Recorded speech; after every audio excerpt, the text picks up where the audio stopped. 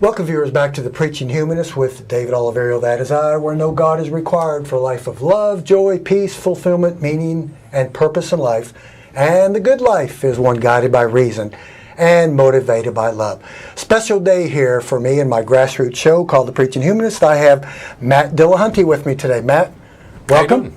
Good to have you here. Happy Easter. Happy Easter. Yeah. I get that a lot. I'm sure Matt has got that, had that said to him for many, many years.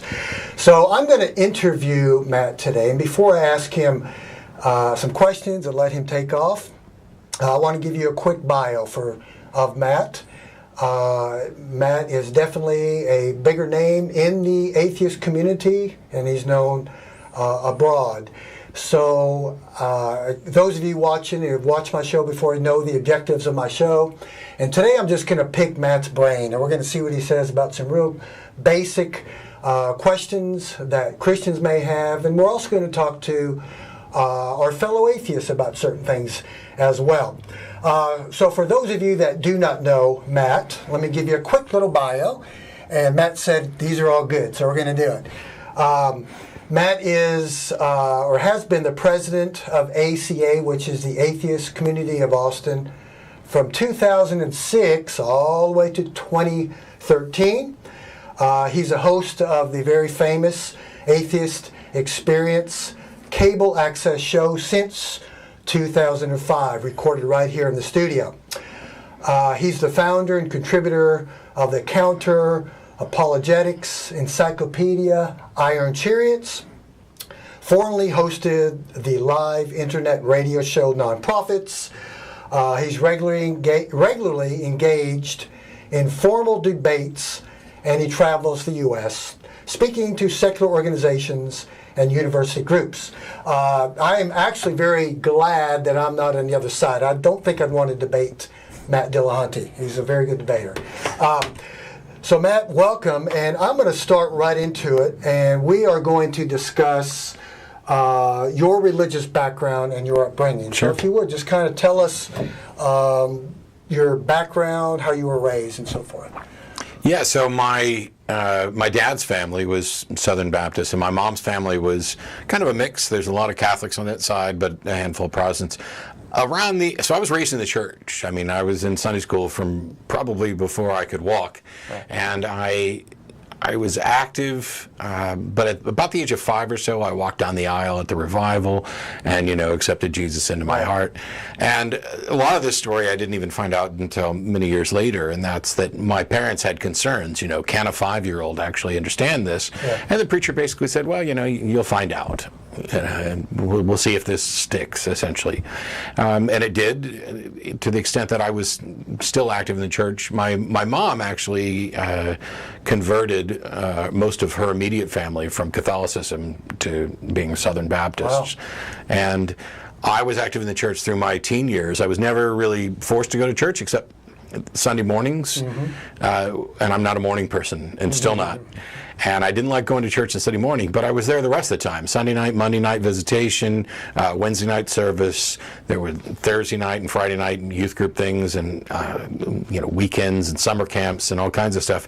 In my teen years, I started to become more involved and realized, well, if I'm just now beginning to understand this, then I certainly couldn't have understood it when I was 5.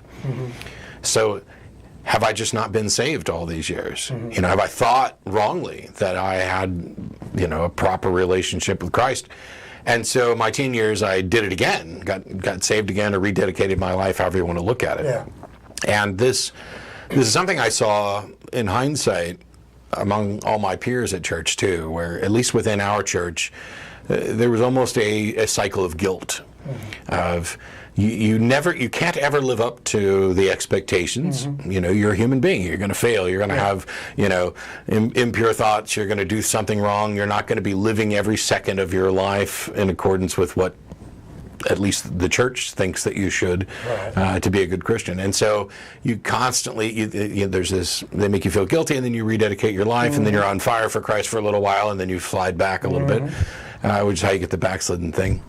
And I was convinced that God wanted me to be a preacher, as was my family, but I was terrified of public speaking. I didn't want to do that. And so when I was 18, I, having very few other options, left Missouri and joined the Navy. And I did 8 years in the military, a little over 8 years, and then got out and worked in the tech industry for a few years. Through all of this, I believed, but it wasn't particularly important to me.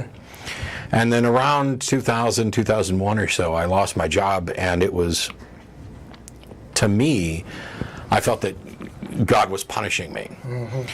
And he was basically saying, you know, I wanted you to do this, and you said no, and you ran off, and you toured the world in the Navy, and you know, engaged in, you know, all sorts of sinful activity, and yeah, you believed and you knew the whole time, but you weren't doing what you were supposed to do, and you focused on your career, and you built your career up, and now I'm going to take it all away from you. And that's kind of the mindset I was in, and it was, okay, God, if you want me to do this, then I will. And there was this period of surrender and a lot of study, with the only goal was to be a better Christian, to be a better representative, in particular because I had a roommate who was an atheist. And the process of trying to find a way to rationally justify my faith to others, I wound up not believing and kind of becoming an outspoken atheist. Wow. That was my next question. What changed your mind about Christianity? Because that's what I like to talk about with other people I interview, and when I debate or talk to Christians, which I do, much like you do, wherever we go, if there's an open door. And they always want to know, what was it that changed your mind? Was it some traumatic, terrible event in your life? Or did you just come to that your epiphany or logical, to see your logical fallacy? Yeah, so I wish there was one moment. I wish there was some, you know, but it wasn't anything like that. It was a gradual period of finding out that I didn't have good reasons to believe the things that I thought I did. And once I reached a certain point, it was very rapid after that, how everything fell away. And so I set out to find what would convince an atheist. You know, how do you convince an atheist that Jesus is real? Because the God I believed in was real and obvious as, you know, look at the trees. I definitely fell into that camp. And what I found was that the things that I thought were supportive of an obviously existing God were all wrong. They were all fallacious. There was no good reason to think that any of this was true. And then I began to consider, okay, well, maybe I believe, maybe there's a God, but I just can't buy into this Christianity thing. You know, I know too much now about how the Bible came together, about the immoral teachings that are in there, the support of slavery and other things. And I had a lot of problems with this idea of, you know, salvation, punishment, sin. How can you wound a God? You know, how can you offend? And if God is the creator who created everything and he has a plan and he knows what's going to happen, then did he pick the world in which my roommate became an atheist and damned him to hell? Or is there a hell? And so as I went through all this, it became obvious that I couldn't identify as a Christian, but maybe some other religion was correct. And so I wanted to go and explore other religions to see maybe I found the wrong one. And I had to realize, I came to realize fairly quickly that it's possible that they're all wrong. And there's too much to research. You know, I joke that after I left Christianity, I started researching Buddhism and other religions that have reincarnation to find out if I would have multiple lifetimes to do this research. But eventually I went back and asked, okay, let's try to direct this search. So let's dig into philosophy. Let's dig into logical reasoning. Let's figure out what kind of God could possibly exist to help me figure out which of these religions to focus on, because I can't research them all in depth. And let's also take a look at what sort of things should be convincing. You know, I want to believe as many true things and as few false things as possible. So I need standards that allow me to determine whether or not my belief is reasonable.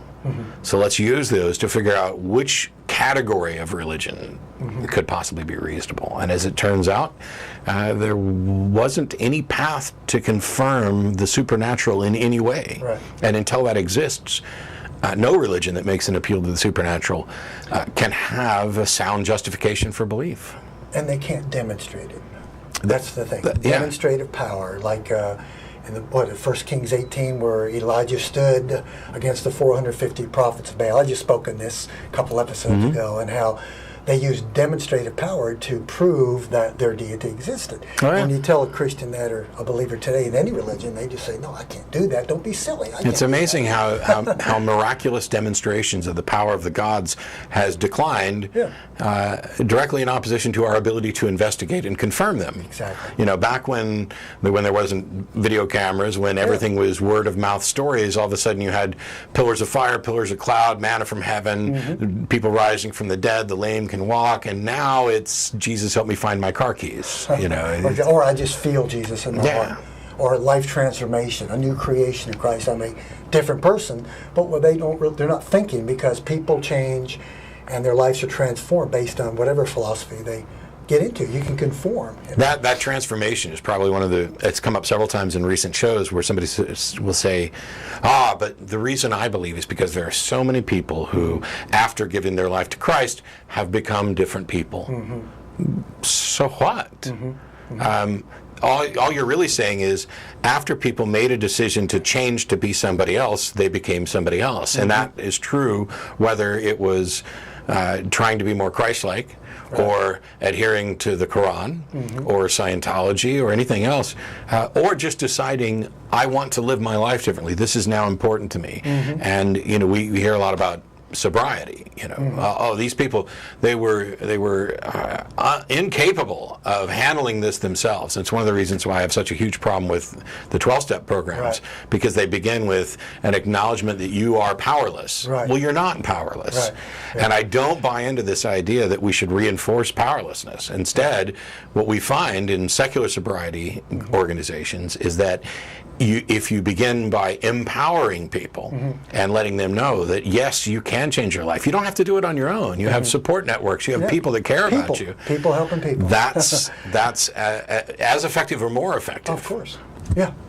Very good. I want to kind of change the topic here. Let's discuss anti-theism. And those of you, my viewers, remember the episode a few months ago. I spoke on anti-theism, why I oppose religions and supernatural belief systems. So anti-theism, I guess a good definition would be an active or conscious opposition to theism. And I will say, with great redundancy, that I'm not anti-people, anti-Christian. I'm anti-Christianity or the religion. We actually care for people. We have a lot of empathy and sympathy, and we're just trying to help people. Yeah, if we didn't care for people, why would we bother trying to change their mind? Exactly. If I thought that a particular religious group, that the people were stupid and beyond hope, and I didn't care about them, I would spend zero time trying to convince them of why I don't think they should believe what they believe. And it's because I care about people, because I have enough respect for how they think or how they can think. People ask me early on, "Are you mad at your parents and your preachers for?" No. They were as much a victim of this religious indoctrination and flawed thinking as anybody else. And it's not, I'm careful to say, I don't want to make it look like I pity them in the sense of, oh, you poor thing. I don't want to be condescending about it. But where I see religions have poisoned people's mind, where they haven't been given the tools to think rationally about something, that is pitiable. I mean, and I mean it in the sense of, let's see if we can't change that, because I think people are better than the God they believe in. People generally don't support the things that are in the Bible or the Quran in many cases. So I think they're more moral. I also think they're more intelligent, because if you look at the character of these ancient gods, they're not reasonable. They are megalomaniacal. It's the story of the Exodus, which didn't happen. I mean, there's not only are there no good reasons to think it did, there are good reasons to think it didn't. But you have a God who, hey, I want to free my people from slavery. And Pharaoh is ready to let them go after a demonstration of power, and God then hardens Pharaoh's heart because he's not done showing off. Yeah. No. Oh, you want to let him go now? Not yet. I've got 9 more plagues to do. Yeah. And it does this after each of the plagues. This is not a demonstration of compassion. It's not a demonstration of reasonableness. Yeah. And the grand irony of this is that he's not opposed to slavery, the fundamental problem of enslaving human beings. He just doesn't want his chosen people to be enslaved. Exactly. It's okay for them to have slaves, just not okay for them to be slaves. Right. And when you start looking through all of this, the God that people believe in isn't the one that's described in the book. Yes. And the people who do believe in the God that's described in the book tend to be the extremists that everybody else wants to reject. Mm-hmm. Mm-hmm. You know, oh, Jesus says sell all your belongings and give the money to the poor. Who does that? Mm-hmm. That's socialism. Yeah. We can't have that. Yeah. Well, it's the words of Jesus. So the deal with anti-theism is that this label's got a couple different uses. Okay. The way you're using it is closer to what Hitchens did when he referred to anti-theism as an opposition to religion. Okay. I tend to use it much more literally, where anti-theism is an opposition to theism, and anti-religionism or anti-religion is an opposition to the religions. And I only make that, and not everybody agrees, or that usage isn't. So you have, within atheism, you have soft atheism, or weak atheism and strong atheism. Yeah. And weak is, I don't believe a God exists, and strong is, I believe there are no gods. Yeah. And so I tend to use atheist for the weak position and anti-theist for the strong position, because I can actively believe that gods don't exist. And that still doesn't tell you what I think about particular religious doctrines, because there are aspects of different religious doctrines that I'm still fine with. Right. Hey, don't kill people. Yeah. I didn't need any God to tell me that. Exactly. And I wish he'd been a lot more specific than, thou shalt not kill, which is kind of vague. I mean, if you look at like the U.S. Penal Code for the different ways that somebody could kill somebody and how they fit within the law, it's a little more robust than these Bronze Age myths. Right. But there are plenty of things within religion religions that I think are good. What I'm opposed to is unsupported claims, superstition, and supernatural claims that can't meet their burden of proof, and the use of those to encourage divisiveness and anything that would be in opposition to humanism. Good. I said before that if there is a God and he's not a humanist, I don't want anything to do with him. And why would anybody else? If he's not actively working in your best interest, and it does no good to say, it may not seem like God is working for your good, but he is. You can't see that because you can't see as far as God. Well, when I was in Australia and I gave a talk about, that's like being dragged through the forest by a giant. Yeah. The giant can see where he wants you to go, and so he's dragging you through the forest. And meanwhile, you're getting banged up on all these trees and everything else. And just to say, don't worry, I'm taking you to safety, doesn't do anything if you're bloodied and battered and dead when you actually get there. Yeah. Wouldn't it be better to pick me up on your shoulder so that I can see where you want me to go, and I can say, yeah, let's go there. Or, I don't think that's where I want to go. Why do you get to decide what's best for me? And the horrific way that I get from A to B. Good, great. I'll tell you, some of the opposition that I get, Matt, you probably get this too. There's some debate within our community of the atheist community, whether or not to use the term atheist, secularist, humanist. So I call my show the Preaching Humanist, even though, I guess in a Dawkins scale of a 1 to 7, those of you watching, I've talked about this before, a Dawkins scale, Richard Dawkins, of course, a 1 being you're absolutely sure there's a God, and a 7 on the scale being you're absolutely sure there's no God. I guess I would say I'm at least a 6.8 to 6.9 on the Dawkins scale, because people like Matt and I have pretty much been there or done that in the ministry before, raised in fundamentalist Christianity, involved in these things. But yeah, strong atheist, but also a humanist. Yep. I build upon my atheism. What do we do with atheism? It's atheism. So we build into that progressive philosophy of life, right? Being good without a God. So why don't you, let's talk about that and discuss the importance of humanism as well as atheism. Yeah, I'm probably where you're at on a Dawkins scale too, although I have strong objections to the Dawkins scale, not because it's named after Dawkins, but because it makes the mistake of trying to assess two different positions. There is a God, there is not a God. Those are different propositions. So you either believe or you don't believe. Yeah. And then the rest is a confidence level. And you might be incredibly not confident that there is a God, but that doesn't mean that you're incredibly confident that there is not one. Okay. But on the humanist front, I'm a skeptic first. Mm-hmm.